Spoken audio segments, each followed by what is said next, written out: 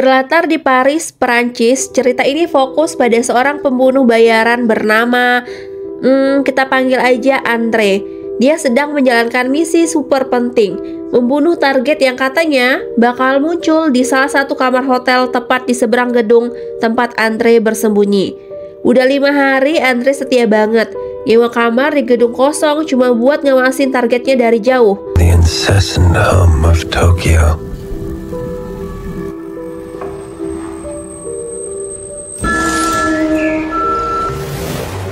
Andre ini pembunuh bayaran profesional, teliti, rapi, terkoordinasi, dan disiplin tingkat dewa. Kesabarannya luar biasa, duduk manis selama 5 hari tanpa gerak, menunggu target yang sampai sekarang gak nongol juga. Dia pakai jam tangan canggih yang bisa ngukur detak jantung, biar bisa pantau kondisi tubuhnya sendiri. Soalnya, buat seorang pembunuh bayaran, detak jantung stabil itu kunci sukses bro. Bayangin selama puluhan tahun dia kerja, gak pernah sekalipun ketahuan atau bikin kesalahan. Misi-misinya aman, terkendali, gak pernah terlacak polisi. Lives, one dies. I'll be the whole of the law. To quote. Nah, kerjaan duduk manis 24 jam selama 5 hari jelas bukan buat yang mudah bosan dan gak sabaran. Makanya Andre bilang, gue bukan orang yang spesial, cuman beda di fokus, komitmen, dan tekad. Sesekali dia stretching ala yoga, nyantai dikit sambil dengerin musik biar gak bosan. Karena ya dia juga manusia biasa, butuh hiburan dong. Kalau lapar, Andre keluar beli makan sendiri. Dia sengaja nyamar jadi turis Jerman. Soalnya hasil riset dia, orang Paris jarang mau ngobrol sama orang turis Jerman. Pas banget buat jaga-jaga penyamaran. Semua dia rancangin dengan detail, bahkan hal-hal kecil kayak gosok gigi dan cuci muka, Andre pakai cairan khusus buat netralisir jejak DNA-nya, supaya aparat nggak bisa nyari identitas dia. Pokoknya rapi dan rencananya matang banget. Of those who like to put their faith in mankind, I have to ask. Malam kelima, Andre memutuskan buat tidur biasa aja, nggak pakai duduk-duduk atau ngintip kayak ninja. Soalnya dia dapat feeling si target kayaknya nggak bakal nongol malam ini.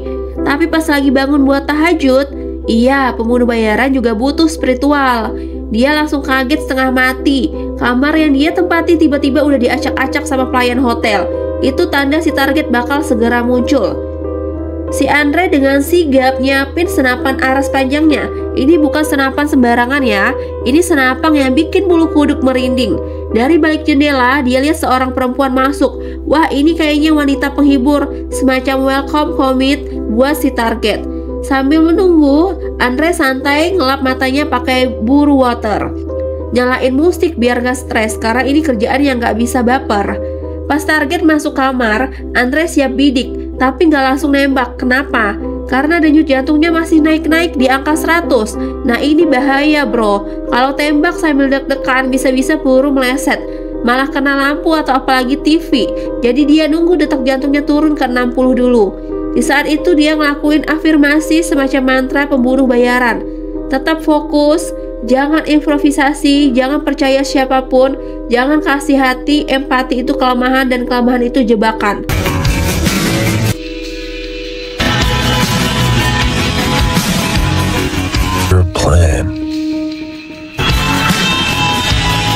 Tapi pas dia mulai narik pelatuk, si perempuan itu tiba-tiba gerak dadakan. Boom, peluru meleset, gagal bro. Buat pertama kalinya, Andre gagal misi. Dia langsung packing barang, naik Vespa kece gaspol sebelum polisi nyadar. Setelah 5 hari nunggu dan gagal, si Andre mulai panik. Dia kebut-kebutan naik Vespa sambil hindarin polisi. Sampai di tempat aman, dia buang-buang bukti Vespa di sembarangan, helm nyemplung ke sungai, jenggot dan kumis dicukur habis biar nggak dikenali, plus pistol dibuang ke tong sampah umum. Alih-alih perbaiki kesalahan, dia milih aman dan cabut dari Paris. Tapi ya jangan dikira mudah. Di bandara dia harus hadapi anjing polisi yang kayak detektif handal, mencekik leher calon penumpang. Andre sampai kudu balik ke toilet, cuci muka dan tarik napas dalam-dalam biar gak ketahuan gugup.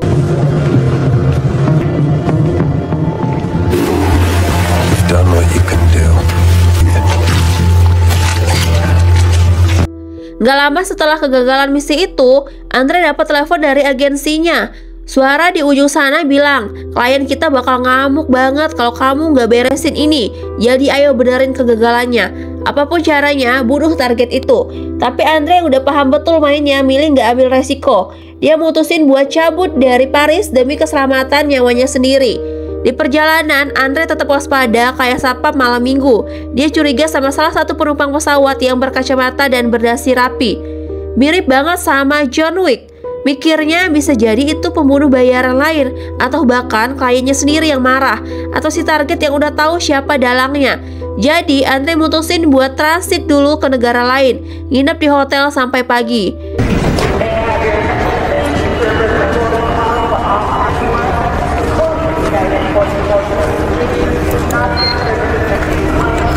Di hotel bahkan, di kamarnya katanya aman, Andre masih gak tenang.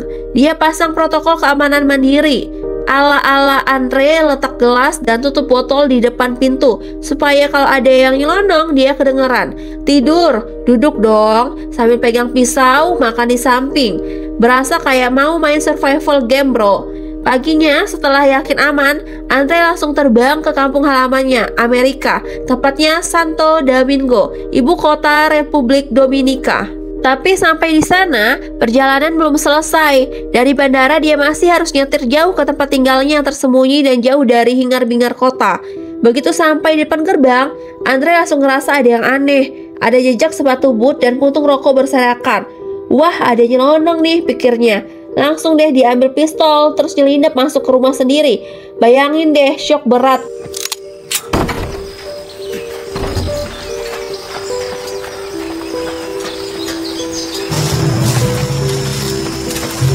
Rumahnya udah kayak habis diacak-acak badai. Darah berceceran di mana-mana. Tapi yang bikin Andre paling sakit hati bukan soal barangnya, melainkan melihat istrinya tinggal sendiri di situ, sedang tergeletak babak belur. Segera Andre hubungi polisi. Dari situ ketahuan istrinya lagi dirawat di ICU gara-gara diserang orang tak dikenal. Kakak iparnya yang kebetulan ada kasih info penting. Pelaku ada dua, satu cowok dan satu cewek. Mereka turun dari taksi hijau dengan lampu atau logo taksi kuning. Mereka bahkan sempat ngancam bakal bikin lebih parah dari ini. Tapi jangan salah, ternyata istri Andre ketahuan bohong soal apa yang sebenarnya terjadi. She kept telling me worse things. She told me that she stabbed a man, ran through. Selesai ngobrol dengan kakak ipar, Andre langsung menghampiri istrinya yang sudah siuman. Ternyata sang istri udah tahu betul soal profesi rahasia Andre yang pembunuh bayaran. Tapi dia berhasil tutup mulut soal itu semua. Makanya dia kena hantam habis-habisan sama kedua pelaku itu. Soalnya sang istri benar-benar pengen melindungi identitas Andre. Sayang dan tulus banget cintanya sampai rela jadi tameng. Ainsi sono enfant. If I don't make it, if I don't see him again. Berkaca dari apa yang dialami istrinya, Andre pun mulai menggali tanah di halaman rumah. Ngambil semua peralatan kerjanya yang biasa dipakai. Sekarang udah gak ada jalan lain. Andre bertekad bulat harus cari dan balas dendam kedua pelaku itu.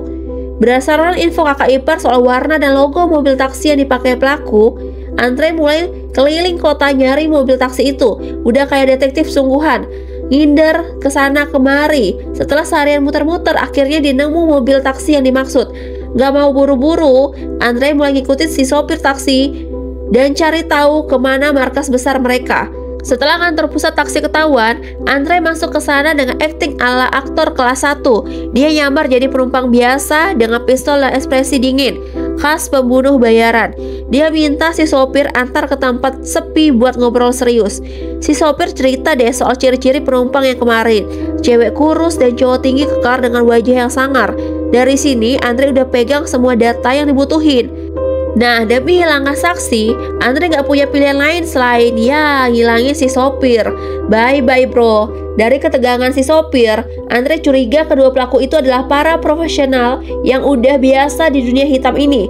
Jadi Andre mutusin terbang ke New Orleans, tempat agensinya beroperasi. Setibanya di sana, Andre langsung nyewa mobil mobil kece bro, buat kendaraan utamanya.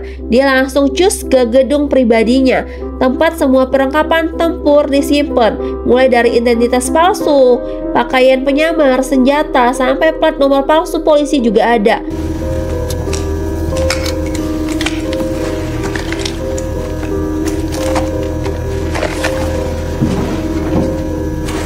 Andre juga beli perlengkapan ala petugas kebersihan, tempat sampah jumbo dan segala macam. Rencana Andre menyamar jadi petugas kebersihan supaya bisa masuk ke gedung agensinya tanpa dicurigai, sambil memanfaatkan jasa seorang kurir.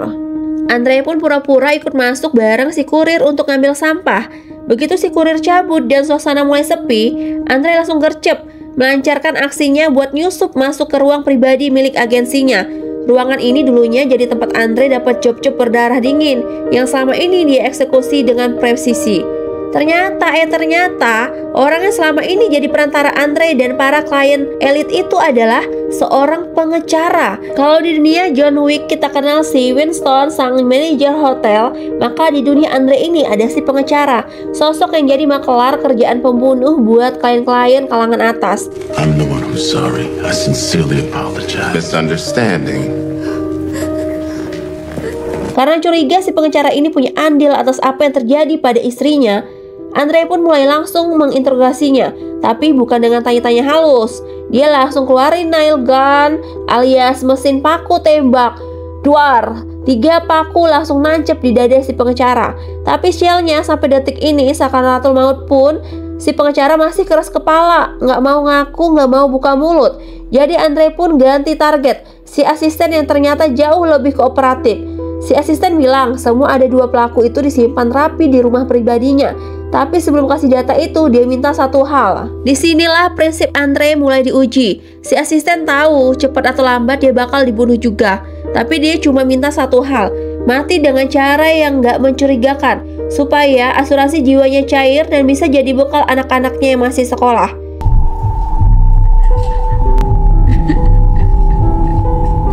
Empathy is weakness, is vulnerability.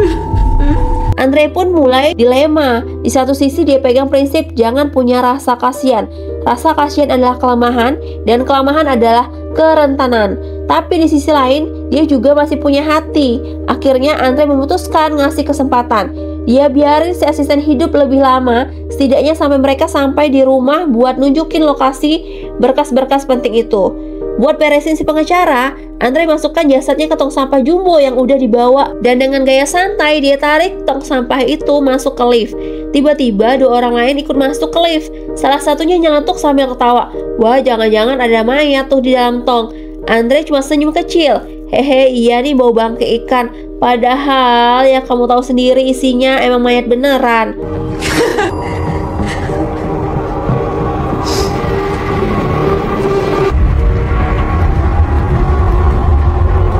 Setibanya di rumah asisten, Andre langsung diarahkan menuju tempat penyimpanan data.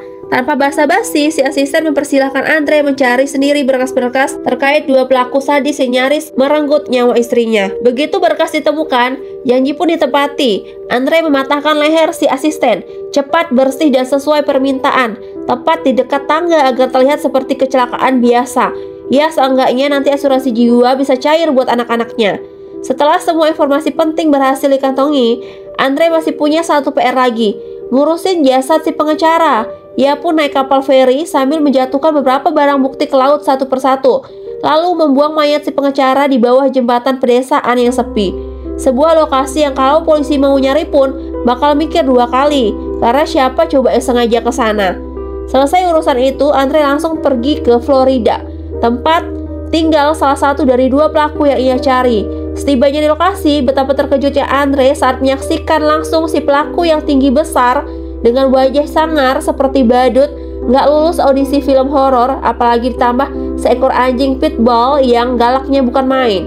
Andre sadar dia nggak bisa asal seruduk, harus sabar, harus tunggu momen pas. Jadi dia mengintai, nunggu, ngeliatin dari kejauhan sampai larut malam ketika rumah sudah sunyi dan lampu dimatikan. Begitu yakin si sangar udah helap, Andre nyelinap masuk dengan pistol di tangan dan nafas yang dikontrol. Ia melangkah hati-hati, tapi baru dengan 2 langkah, si Sangar muncul dari belakang dan langsung menerjangnya. Terjadilah duel brutal yang bikin semua perabotan rumah stres liatinya. You took the wrong house, motherfucker. Meski kalah dari segi fisik, ia badannya kayak beruang main gym, tapi Andre juga punya satu keunggulan, otak dingin. Dengan strategi licin dan taktik seperti catur, Andre berhasil melukai si Sangar cukup parah. Namun karena dia bukan manusia biasa, si Sangar masih bisa bangkit dan sempat ngacak-ngacak kamar buat nyari Andre yang ngumpet. Tapi begitu Andre menyelesaikan misinya dan si Sangar tewas, muncul musuh terakhir, Pitbull. Si peliharaan Sangar ini pengen balas dendam. Andre ya larilah, nggak pakai malu. Kadang penting bukan siapa paling kuat, tapi siapa yang paling tahu kapan harus kabur. Ia lompat keluar, nutup pagar kawat, lalu melempar bom ke rumah untuk menghapus semua jejak. Api membara, bau gosong menyeruak, dan semua bukti pun ikut lenyap. Misinya clear. Sekarang tinggal satu target lagi.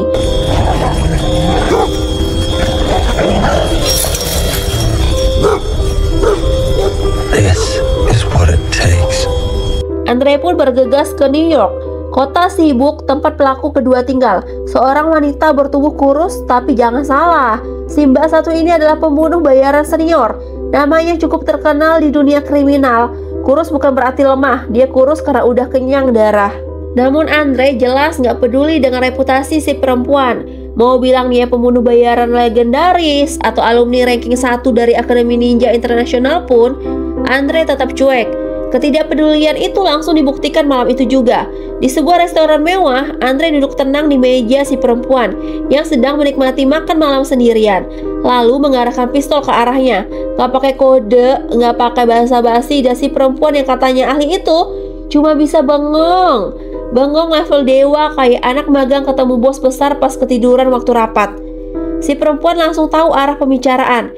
Dia sadar waktu hidupnya tinggal dikit. Dengan pasrah tapi elegan, dia memesan minuman keras paling mahal di restoran itu, semacam reward terakhir sebelum pergi ke alam baka. Tapi bukannya nyerah aja, dia malah coba klarifikasi. Katanya dia nggak ikut mukulin istrinya Andre. Semua luka dan lebam yang diderita sang istri itu ulah si pria Sangar, rekan kerjanya, yang emang suka brutal kalau kerja. Dia cuma ikut numpang mobil katanya. Mulutnya jalan terus ngebantah, minta maaf, minta dimengerti. Tapi Andre diam, tatapannya datar, dingin kayak es batu di kutub selatan. Dari ekspresinya aja udah kelihatan dia nggak peduli. Akhirnya Andre menyuruh si perempuan keluar restoran, jalan ke tempat yang sepi. Di situ si perempuan sempat terpeleset dan jatuh, lalu berusaha memelas. Please help me. Tapi Andre langsung ingat prinsip hidupnya. Jangan percaya siapapun, jangan beri keuntungan, jangan berempati. Empati itu kelemahan dan kelemahan itu kerentanan. Tanpa ragu Andre tebak kepalanya. Dor. Sekilas tindakannya emang kejam banget, tapi ternyata keputusan itu emang sangat tepat. Karena saat tubuh si perempuan ambruk, Andre melihat di tangan kirinya udah siap megang pisau kecil, udah mau nyeleneh diam-diam. Selesai urusan dengan 2 pelaku, Andre tinggal punya satu misi terakhir, menghadapi si klien, orang yang jadi biang kerok awal semua kekacauan ini. Si klien ini adalah seorang pengusaha super tajir yang punya pesaing bisnis yang panas dengan target Andre di awal cerita tadi. Maka dari itu dia sewa jasa Andre buat membereskan lawannya. Biasanya dunia bisnis emang kejam, kadang kayak politik. Bedanya politik lebih banyak senyum palsu.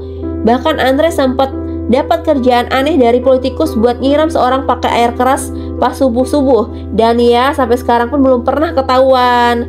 Andre emang bukan pembunuh biasa, tapi sekarang dia punya alasan pribadi buat beraksi. Tibanya di lokasi, Andre langsung masuk ke dalam gedung apartemen si klien. Tapi begitu sampai di depan kamar, Andre mendapatkan pintu menggunakan sistem kartu khusus.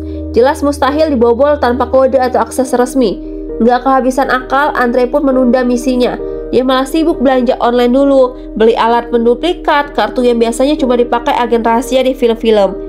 Selanjutnya, dia membutuhkan si klien sampai ke tempat gym alias fitness center. Nah, di situ Andre berhasil mencuri kunci cadangan loker dari petugas kebersihan. yang ternyata menyimpan akses semua ruang loker. Andre tinggal nunggu si klien selesai nge-gym, terus langsung geledah lokernya, ambil kartu akses, duplikasi, lalu belikan semuanya seperti semula. Dan boom, malamnya si klien syok berat waktu lihat ada si pria asing berdiri di ruang tamunya sambil menodongkan pistol. Awalnya dia kira perampok, tapi setelah lihat sorot matanya dia sadar itu Andre, orang yang dia sewa sendiri buat ngebunuh saingan bisnisnya. Sama kayak perempuan sebelumnya, si klien langsung nyari pembelaan. Dia bilang yang nyuruh nyatroni rumah Andre itu si pengacara alias si agensi, bukan dia. Bahkan dia mengaku disarankan bayar ekstra $150.000 buat nyewa si sangar dan perempuan sadis itu. Intinya si klien cuman eksekutor lemah dari saran pengacara. Dan sejujurnya dia nggak tahu menahu soal istri Andre sampai akhirnya kejadian itu muncul di berita. Andre mendengarkannya, dan ya, dia tahu semuanya dimulai dari kesalahannya sendiri yang gagal menuntaskan misi sejak di Paris. Itu semua efek domino dari satu peluru yang meleset, bukan salah si klien. Akhirnya Andre pun memaafkan si klien, membiarkannya tetap hidup. Toh si pengacara sudah tewas, dan tanpa si pengacara, klien ini nggak akan pernah bisa melacak atau ganggu Andre lagi. Tapi sebelum pergi, Andre memberitahu satu peringatan keras. Kalau kamu pernah kepikiran buat nyari aku, jangan, karena aku akan datang lebih dulu dan kamu gak akan pernah tahu kapan, dimana, atau gimana caranya. Ancaman itu cukup untuk bikin si klien keringat dingin, mentalnya runtuh. Beberapa minggu berlalu, Andre itu udah kelihatan sedang membuat secangkir kopi di dapurnya. Untuk siapa? Untuk sang istri tercinta yang kini sudah pulih. Mereka duduk bareng di teras rumah, menghirup udara pagi dengan tenang. Entah apa yang Andre lakukan setelah ini. Apakah akan tetap menjadi pembunuh bayaran? Atau banting setir jadi tukang servis HP keliling yang jago ngilangin data mantan? Entahlah. Yang jelas sampai detik ini, nama asli Andre itu masih jadi misteri. Karena Andre ini cuma nama samaran aja, nama buatan kita biar enak nyebutnya aja. Dari puluhan transaksi kartu kredit, Andre selalu pakai nama palsu yang berbeda. Siapa tahu nama aslinya bukan Andre, tapi Udin, Samsul, Yusuf, Parno, Parto, atau malah ya kamu sendiri. Dan pelajaran yang bisa kita ambil dari perjalanan berdarah Andre adalah bahwa hidup ini bukan soal siapa yang kuat, tapi siapa yang sabar. Bahwa diam bukan berarti lemah, kadang diam adalah strategi. Dan terakhir, kalau kamu gak sanggup selesaikan masalah, jangan mulai mencari masalah. Karena bisa aja yang kamu ganggu bukan orang biasa. Sampai jumpa di video berikutnya warga layar. Kalau kamu suka jangan diam, boleh komen. Dan jangan lupa subscribe. Kalau nggak suka ya diam aja deh biar aku nggak sedih. Dadah.